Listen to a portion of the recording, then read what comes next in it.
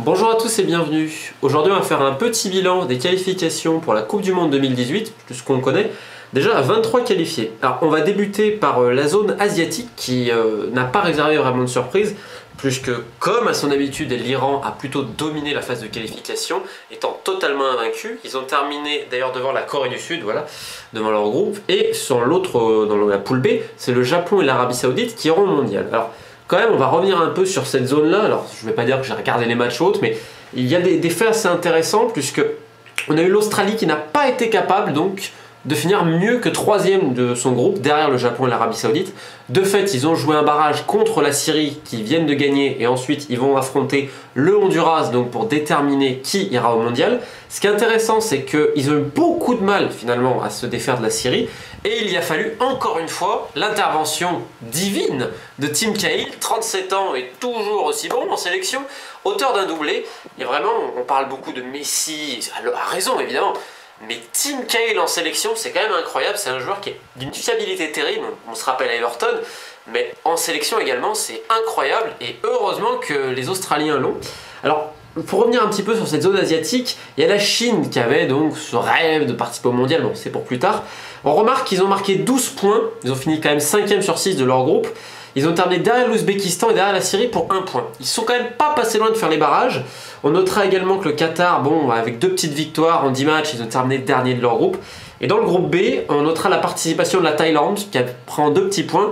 Et quand même une déception, c'est l'Irak, 5e sur 6 de son groupe, termine derrière les Émirats Arabes Unis. Alors que peut-être que ce n'est pas vu comme ça depuis notre vision occidentale, mais l'Irak est un vrai pays de football, hein, je peux vous dire, les derbys à Bachra, les derbys de Bagdad et autres, ça attire un monde incroyable et ça déclenche vraiment une frénésie, donc c'est un peu décevant pour l'Irak quand même. Alors maintenant on va passer sur la zone Afrique, parce que là j'ai pris un peu tout ça. Alors oui, le Nigeria est déjà qualifié, si je vous dis pas de bêtises, avec l'Égypte. Alors on a beaucoup parlé de l'Égypte, mais ce qui est fort, c'est qu'ils sont dans le groupe du Ghana.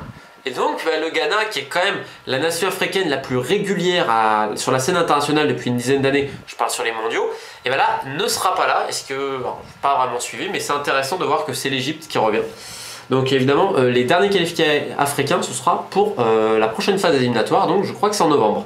On saura un peu tout définitif. Maintenant, on va parler donc de la zone Amérique centrale et du Nord. Alors là, évidemment, on parle énormément du Panama. J'ai encore fait une répétition avec parler, je m'excuse.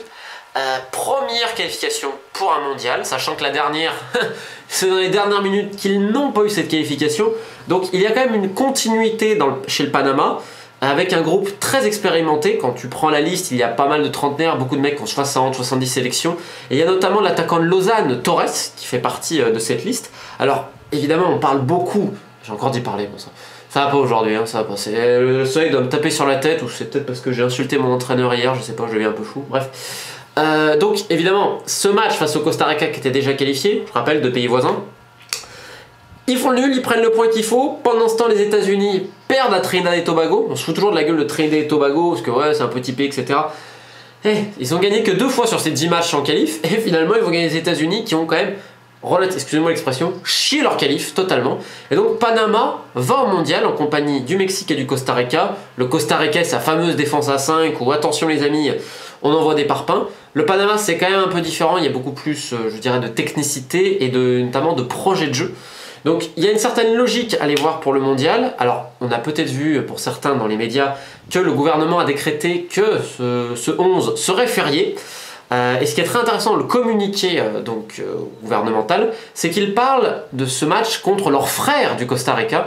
Je trouve qu'il y a un côté assez réjouissant de voir quand même cette solidarité, de voir ces 2 pays voisins qui sont pas très très grands en termes d'habitants. Le Costa Rica, je crois que c'est un peu plus de 3 millions d'habitants. Panama, je l'ai pas en tête. Alors pour ceux qui ne le situent pas trop, c'est juste au nord de la Colombie, t'as Panama, et ensuite t'as Costa Rica.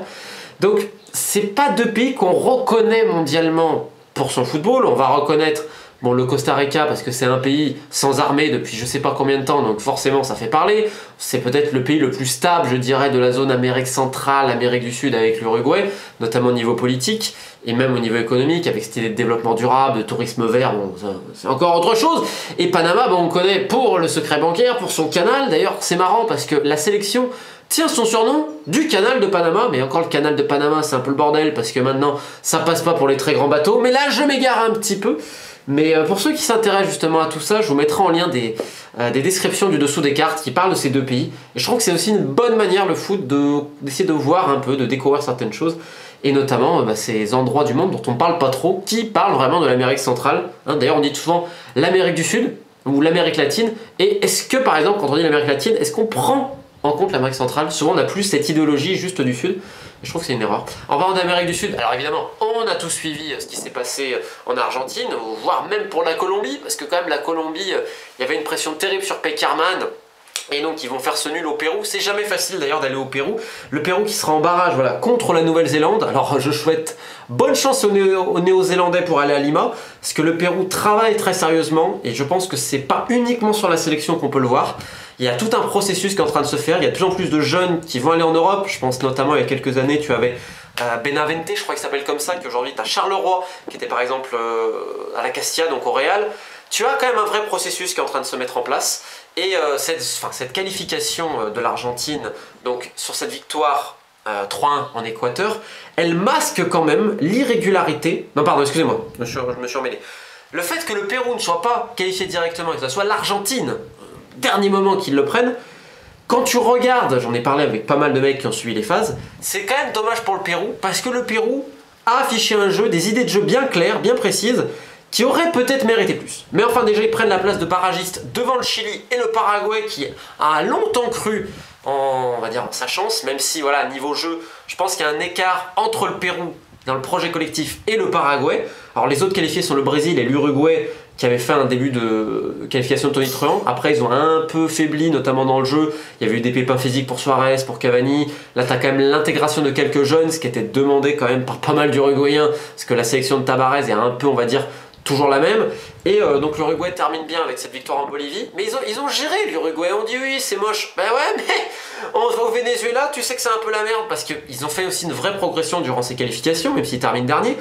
Mais il faut aller au Venezuela et tu vas te taper un bon 1-0-0, tu vas chercher ton point. Parce que tu sais qu'avec ce point, t'étais quasiment tranquille lors de la dernière journée face à la Bolivie qui était en roue libre. Donc c'est une bonne gestion. C'est pas des génies, mais c'est une bonne gestion. Le Brésil, bon, ils ont dominé totalement leur groupe. Alors au niveau de l'Océanie, ça va être un barrage. En fait, il y a deux groupes de 3 après les premiers éliminatoires. Et en fait, le premier de chaque groupe s'affronte. Alors c'est la Nouvelle-Zélande qui a affronté les îles Salomon, je crois. Donc la Nouvelle-Zélande gagne, va jouer le Pérou. Et je voulais vous parler de la zone Océanie pour une petite chose. C'est que la Nouvelle-Calédonie a terminé deuxième de son groupe avec 5 points. Donc ils ont terminé devant Fidji et derrière la Nouvelle-Zélande. Et voilà, un petit coucou à eux, parce qu'ils n'ont pas été ridicules, tu vois, j'ai pas vu les matchs évidemment, mais je regarde la différence de but. Ils ont que -1, ils ont gagné un match, fait 2 nuls, une défaite en 4 journées, et bon, on peut leur dire bravo. Tahiti aussi, qui est pas passé loin d'ailleurs de prendre la place aux îles Salomon, et finalement c'est Salomon qui a terminé devant, et après c'est la Papouasie-Nouvelle-Guinée. Bah, je trouve que c'est intéressant tous ces pays, parce que t'as des vraies histoires. Et en Europe, alors, évidemment on parle de cette élimination des Pays-Bas. Je pourrais vous dire celle de l'Écosse aussi, qui n'a pas été foutue de gagner alors que son groupe était relevé, certes.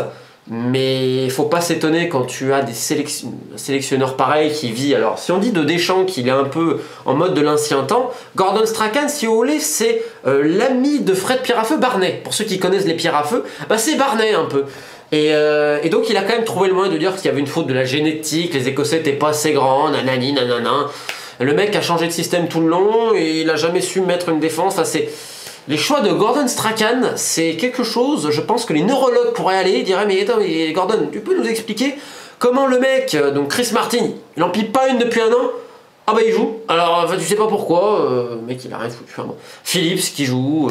En fait, le problème de Strachan, c'est que tu as commencé les qualifiés avec une équipe et en fait à la fin il a tout changé, je crois qu'il restait que 2 gars. Tu te dis quand même qu'il y a un souci. Alors pour le reste, je tiens à signaler l'excellent parcours des îles Féroé. Alors ils ne sont pas qualifiés, mais ils ont terminé 4e de leur groupe sur 6 et ils ont pris voilà 9 points, c'est énorme, sachant que voilà, il y avait la Hongrie, ils sont pas passés loin de passer la Hongrie même. Alors évidemment pour la Suisse c'est décevant dans ce même groupe là, parce qu'ils doivent se prendre une place de barragiste, comme d'autres pays, l'Irlande du Nord, encore une fois, qui est sur cette excellente pente. Alors, ça faisait longtemps la petite voiture de golf. Ils sont vraiment sur une pente ascendante, un grand bravo à eux et à la sélection de Michael O'Neill. Tu as également les Irlandais qui vont en place de barragiste, contrairement au Pays de Galles. J'ai pas envie de dire que ça m'étonne, mais quelque part, l'Irlande sait gérer peut-être plus que le Pays de Galles, qui est quand même bien dépendant de Gareth Bale. Et malheureusement, il a eu quelques blessures. Alors je suis pas si étonné que ça. Pour le reste, je suis quand même surpris de voir que la Norvège ou des pays comme ça n'arrivent pas à faire mieux et à pas choper une place de barragiste. On aurait pu dire pareil pour la Roumanie ou le Monténégro. Le Monténégro quand même, ils sont pas passés loin d'être devant le Danemark, c'est aussi beau. Alors maintenant pour les qualifier, parce que là j'ai fait un peu le tour de toutes les nations qui ont un peu déçu. T'as Israël aussi qui a beaucoup déçu. T'as la Lituanie également. Donc pour les qualifier, alors on a l'équipe de France. Alors maintenant c'est la festival des voitures. En même temps je parle de l'équipe de France. Tu sais comment le jeu est, bah voilà, c'est un peu la cacophonie, c'est à peu près pareil j'ai l'impression. Donc là j'ai vu comment ils ont célébré la qualif, ouais. Tu gagnes 1-0 en Bulgarie, tu tirais par les cheveux, 2 en Bulgarie. Je fais bien, non, c'est très bien, tout va bien, on est en France. Là c'est un peu comme les Argentins qui... bon, ils avaient mis la pression sur le sélectionneur de l'Équateur parce qu'il était argentin, tu sais, genre, comme ça allait faire quelque chose. Et qui quand même te disaient qu'ils allaient se qualifier et que bon, maintenant c'est tranquille, le plus dur est passé, limite, tu les écoutes, ils vont gagner le mondial. Il y a une espèce d'arrogance envers certains pays, certaines fédérations. C'est quand même dingue. On va noter quand même dans ces qualifs aussi un point important, c'est la reviviscence de l'Espagne. Sur les derniers matchs, ça a été net. Alors, de par Isco, mais pas que ça, de par les idées de Lopetegui qui est en train de mettre un vrai projet. Et ce qu'on retrouve, on va dire, cette grande Espagne qu'on avait pu voir, du moins dans les qualifs, on a retrouvé une verve et une variété offensive qu'on avait perdue depuis un moment avec la Roja. Après, t'as l'Angleterre qui passe assez tranquillement, t'as la Pologne qui passe, j'ai envie de dire, aussi naturellement, parce que c'est quand même une sélection sous-cotée. Un grand bravo aussi pour la Serbie, qui passe dans un groupe qui était... Mais c'est le festival pour terminer la vidéo. Excusez-moi. Qui passe facilement, la Belgique aussi, l'Islande, évidemment, on va terminer par ça, l'Islande qui passe directement. C'est comme l'Irlande du Nord, ce sont des petits pays, mais qui ont quelque chose, c'est en train de créer... que ce soit par les sélectionneurs, par des programmes faits sur la Fédé, et par un groupe de joueurs, de par une génération. Donc c'est vraiment impressionnant ce qu'ils ont fait, et parce que, rendez-vous compte, ils ont devancé la Turquie, l'Ukraine, et la Croatie qui va en barrage. On peut être bon à choper d'ailleurs la Croatie en barrage.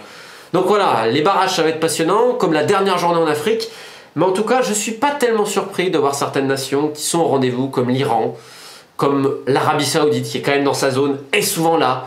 Quand tu vois également tout ce que j'ai dit en Europe, également la Colombie, l'Uruguay, ce sont des valeurs qui commencent à être un peu sûres au niveau international, donc pas tellement surpris. Et on va encore terminer avec ça, mais grand bravo aux îles Féroé, parce que mettre 9 points, peut-être se foutre de sa gueule, mais imaginez ce que c'est le foot aux îles Féroé, le foot féringien, écoutez, un grand bravo et on regardera les barrages avec attention. Je vous souhaite une bonne fin de journée.